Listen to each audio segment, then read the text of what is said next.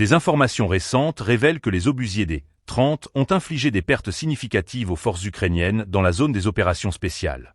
Cette opération, qui met en lumière l'efficacité de l'artillerie russe, a été marquée par la destruction de mortiers itinérants et des équipages de l'ASU-AGS, soulignant une dynamique de conflit où la technologie militaire joue un rôle crucial. Alors que le front est en pleine évolution, cet événement pourrait avoir des répercussions stratégiques importantes. Lors d'une reconnaissance, les divisions de fusiliers motorisés ont repéré des mouvements d'équipements militaires ukrainiens, notamment des mortiers errants et des unités de l'AGS.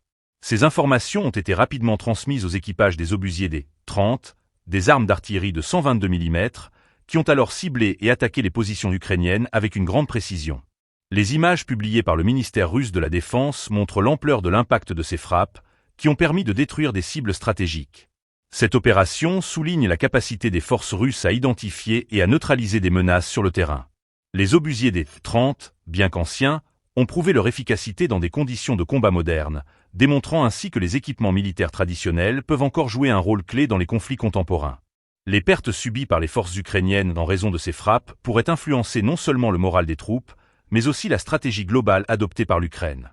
La situation sur le front demeure complexe, et chaque avancée ou perte peut modifier l'équilibre des forces.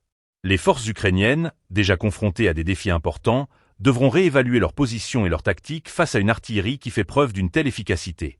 Ce nouvel épisode de conflit rappelle également l'importance de l'intelligence militaire et de la reconnaissance, des éléments essentiels pour anticiper et contrer les actions de l'adversaire. Alors que le conflit s'intensifie, la communauté internationale continue de suivre de près les développements en Ukraine.